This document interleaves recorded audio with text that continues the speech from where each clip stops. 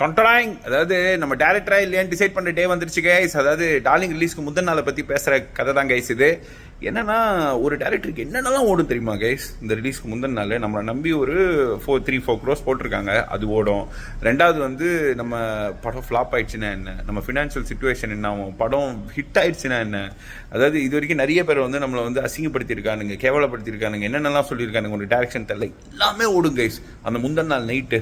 அதாவது என்னன்னா அடுத்த நாள் வேற ஜாம்பவான்கள் படம் வருது கைஸ். அதாவது சங்கர் சாரோட ஐ வருது, சுந்தர்சி சாரோட ஆம்பளை கரெக்ட் ஆம்பளை வருது.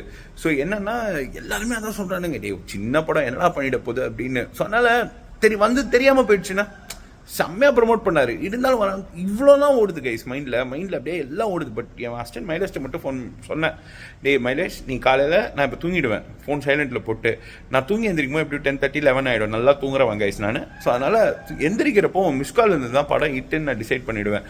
இல்லைன்னா சரி ஓகே நமக்கு அவ்வளோதான், படம் தெரியாமலே போயிடுச்சு, சின்ன படம் இல்லை ரொம்ப குட்டி படம் இல்லை, தெரியாமல் போயிடுச்சுன்னு நினச்சிடுங்க கைஸ். சரி ஓகேன்ட்டு படுத்துட்டேன் கைஸ். கேமராமேன் எல்லோரும் இருந்தாங்க, எல்லோரும் அவங்களாம் ஒருத்தர் கிளம்பிட்டாங்க. நான் அப்படியே சைலண்ட்டாக வெளியே தங்கியிருந்தோம், தூங்கிட்டேன். அடுத்த நாள் காலையில் எழுந்திரிச்சு என்ன நடந்ததுன்றத நான் நாளைக்கு சொல்கிறேன் கைஸ். ஆக்சுவலி செம்ம மாதம் நடந்தது. Okay guys, bye, take care, love you, bye.